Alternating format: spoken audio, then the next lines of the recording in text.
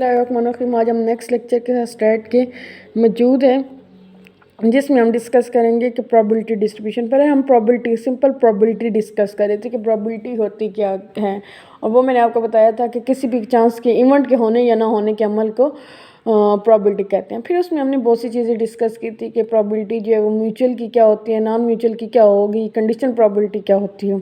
अब हमने प्रोबेबिलिटी जो है वो पढ़नी है डिस्ट्रीब्यूशन। इसमें अब हमारे पास क्या आता है, whenever we talk about random experiment, जब हम किसी भी रैंडम एक्सपेरिमेंट के बारे में बात करते हैं, there is need to associated with numerical value, तो वो किस चीज़ से एसोसिएट होती है, numerical value with each of their outcome, ठीक है, in order to study them, कि वो क्या कहते हैं, जो numerical value with each of their outcome, तो उसकी न्यूमेरिकल वैल्यू उसके आउटकम से, यानी कि जो उसका रिजल्ट आया होता है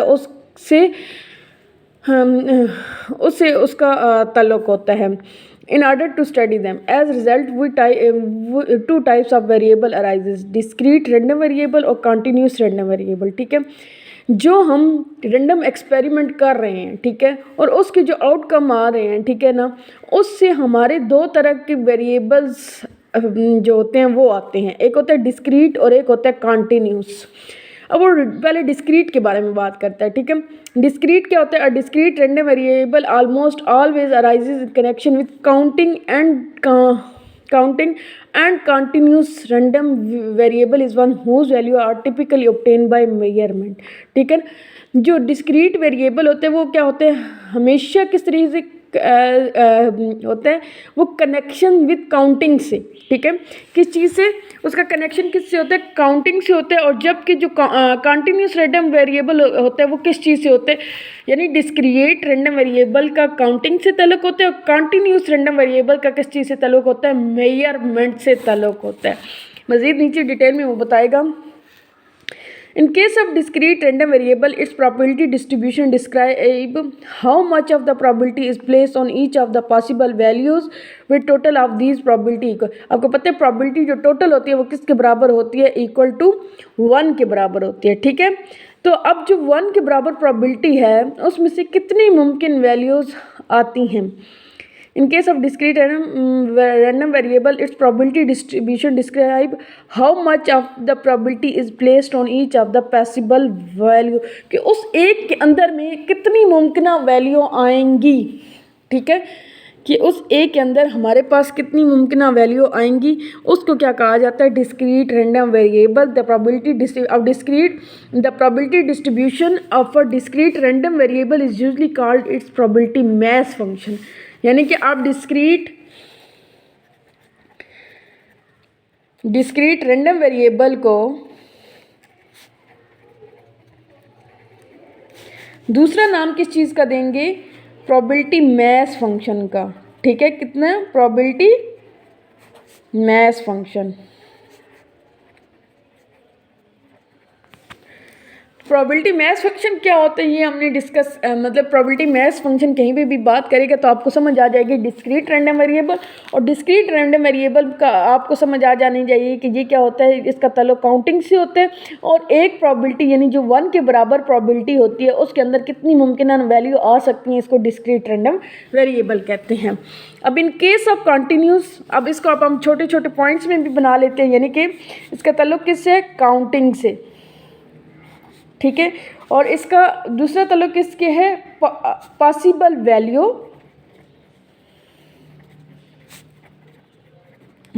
value of all these probabilities equal to 1, यानी इक्वल टू 1 के अंदर, यानी 0.6 हो गया, 0.5 पॉइंट सबको मिलाने से जो 1 के बराबर आना चाहिए आंसर। ठीक है, in case of continuous random variable, अब ये डिस्क्रीट हो गया। अब रैंडम वेरिएबल में वो क्या कहता है कि we can not talk about the probability on a point instant, we talk about the probability और एनी इंटरवल के अंदर कोई भी मिड पॉइंट या कहीं पे भी किसी भी जगह पे। ठीक है, ये एक लाइन है, ठीक है। हम आपने कोई भी पॉइंट आप उठा लेते हैं, लगातार नहीं चल रहे होते, ठीक है। Any interval of the value the random variable take with the probability of, और वो भी किसके बराबर होनी चाहिए, 1 के बराबर। The probability distribution of a continuous random variable is called is probability density में फंक्शन, ठीक है। अब हम कंटिन्यूस का भी इसी तरीके से बना लेते हैं। कंटिन्यूस रैंडम वेरिएबल का दूसरा नाम क्या है, प्रोबेबिलिटी डेंसिटी फंक्शन।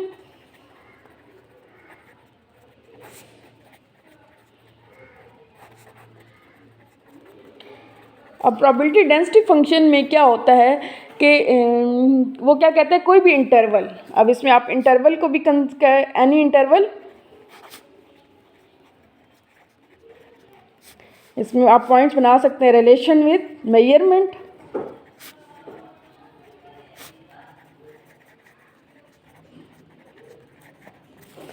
अब रिलेशन विद मेजरमेंट में और फिर आगे क्या कहते हैं, कहते हैं और ये इक्वल टू 1 ही आएगा, ठीक है। अच्छा, अब द प्रोबेबिलिटी, अब वो क्या कहते हैं, the probability of discrete random variable is usually written with the help of function called its formula. It can be described with the help of two column like frequency distribution, where one column give the value interval of values in case of continuous variable and the other column give the probability। कि हमारे पास दो column होते हैं जिसमें क्या किया जाता है, एक में कोई भी इंटरवल दिया जाता है और दूसरे में उसकी प्रोबेबिलिटी गिवन होती है। और ठीक है, अब सबसे पहले उसने किस चीज़ को डिस्कस की है, प्रोबेबिलिटी मैश फंक्शन।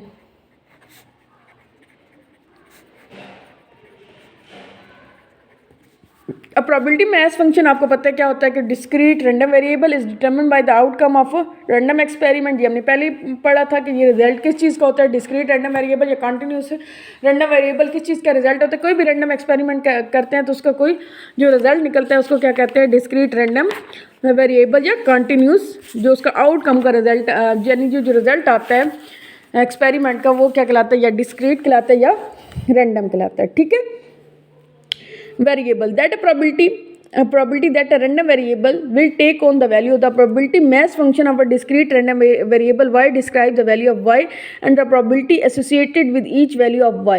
कि जो आपके पास क्या है, वैल्यू आई, फिर पहले आपके पास वैल्यू दी जाती है यानी जो आउटकम दिए जाते हैं और फिर उसकी प्रोबेबिलिटी फाइंड की जाती है, ठीक है। यानी कि एक कॉलम में आप आउटकम्स लिखेंगे और दूसरे कॉलम में आप क्या लिखेंगे, उसकी प्रोबेबिलिटी लिखेंगे, ठीक है। यूजली रिटन इन 2 कॉलम, कि नॉर्मली इनको कितने कॉलम में लिखे जाते हैं, 2 कॉलम में लिखे जाते हैं। Where one column give the value of the random variable y and the other column give the probability associated with each. यानी कि जो यानी एक में आउटकम्स लिखे जाएंगे और दूसरे में उसकी वैल्यू या उसका प्रोबेबिलिटी डिफाइन की जाएगी। अब जैसे हम कहते हैं क्वेश्चन नंबर 1 लिखते हैं हम इसके हवाले से, अ coin is toss 3 times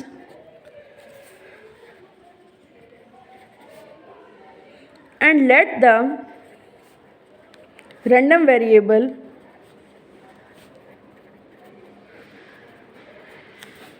y denote the number of upturned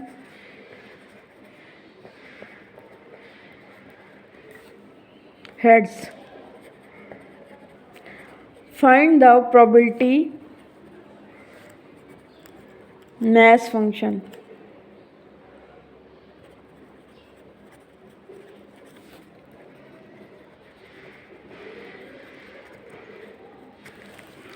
ठीक है, अब हम इसको सोल्यूशन निकालते हैं। अब देखिए उसने क्या कहा, ए कॉइन इज टॉस, एक कॉइन के अब सोल्यूशन हम निकालते हैं सबसे पहले, ठीक है। क्या कहते हैं, कॉइन के अंदर कौन सी कितनी सिचुएशन 2 होती है, यानी कि एक हेड होती है और एक टेल होती है, यानी ये 2 सिचुएशन होती हैं। और क्या कहते हैं 3 टाइम, तो अब इसकी पावर लेंगे यानी कि 2 × 2 तो ये कितना आ गया, 2 2 4 4 6। तो हम इसके पास हमारे आउटकम कितने बनेंगे, 2 2 4 4 2 8 आउटकम्स बनेंगे, ठीक है। तो 8 आउटकम बनेंगे। अब हम देखते हैं, अच्छा कॉइन 1, कॉइन 2, कॉइन 3, ठीक है। अब डायरेक्ट हम टेबल पहले बना लेते हैं, यानी कि कॉइन 1 में हेड टेल कॉइन 2 में भी हेड टेल, कॉइन 3 में भी हेड टेल। ठीक है, अब टेबल बनाते हैं, यानी कि यहाँ पे आउटकम्स का, और यहाँ पे हम लिख लेते हैं कितने बनाने हैं, 1 2 3 4 5 6 7 8।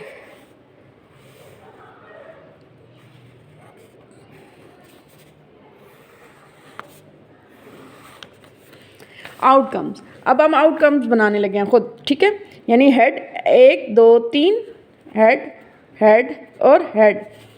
अब बनाते हैं head tail head, head tail head. अब बनाते हैं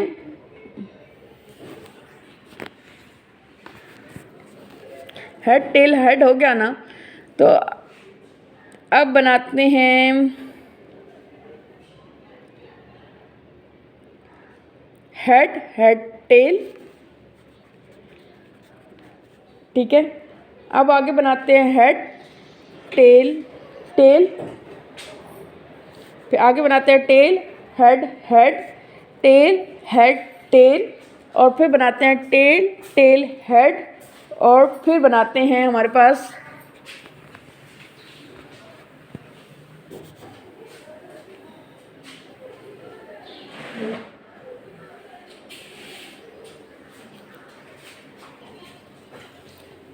और फिर हमारे पास आ गया आखिर में तीनों टेल टेल टेल। ठीक है, अब हमने यहाँ पे इसको y डिफाइन कर लेना है। ठीक है, अब हमने क्या यहाँ पे क्वेश्चन में क्या पढ़ा था कि अब हमने find y donate the number of upturn heads. y किसको डोनेट करेगा, जो हेड की तादाद होगी, यानी इसमें हेड कितने हैं 3, यहाँ पे करेगा 3, फिर यहाँ पे कितने हेड 1 और 2 2, यहाँ पे हेड कितने हैं 2, यहाँ पे हेड कितने हैं 1, यहाँ पे हेड कितने हैं 2, यहाँ पे हेड कितने हैं 1, यहाँ पे हेड कितने हैं 1, और यहाँ पे भी है, यहाँ पे तीनों टेल है, यहाँ पे 0 है। अब इसको कर लेते हैं 3 2 4 5 6 7 8 9 10 11 12। ठीक है,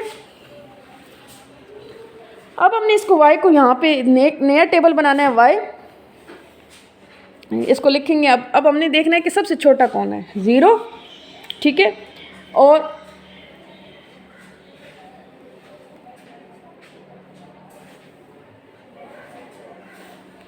फिर 1, फिर 2 और फिर 3, यानी ये तरतीब इसकी ये आ रही है। ठीक है, अब यहाँ पे प्रोबेबिलिटी ऑफ y हम लिखेंगे। ठीक है,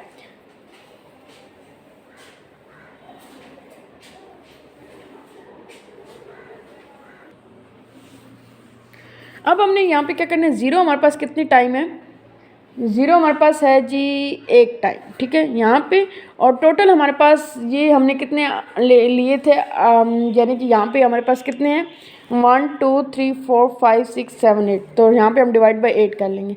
1 कितनी दफ़ा है, 1 2 3 दफ़ा है, 3 डिवाइड बाई 8। ठीक है, 2 कितनी दफ़ा है, 1 2 3 डिवाइड बाई 8। ठीक है, 3 कितनी दफ़ा है, 1 डिवाइडेड बाई 8। अब अगर आप इनको गिने 3 यानी 3 + 3 6 और +7 और +8 डिवाइडेड बाई 8 क्या आ जाएगा आपके पास 1। तो probability of y equal to किसके बराबर आ गई, 1 के। तो यही हमने बताया था कि कोई भी होगा पॉइंट तो वो किसके बराबर होगा, 1 के ही बराबर होगा। ये हमने क्या बनाया था, possible value of all this probability equal to 1, यानी कि जितनी भी ये वैल्यू है possible of all this value equal to 1, ये तमाम जो वैल्यूज़ हैं वो किसके बराबर होंगी, 1 के बराबर होंगी। अब यहाँ तक आपको मैंने क्लियर किया। अब नेक्स्ट में आपको प्रोबेबिलिटी डेंसिटी फंक्शन जो मैं नेक्स्ट लेक्चर तक मैं पढ़ाऊँगी, ये आज के लेक्चर के लिए ये आपको प्रोबेबिलिटी मैथ्स फंक्शन पढ़ाया। आज के लेक्चर के लिए इतना ही काफ़ी है। Thank you so much. अल्लाह हाफिज़।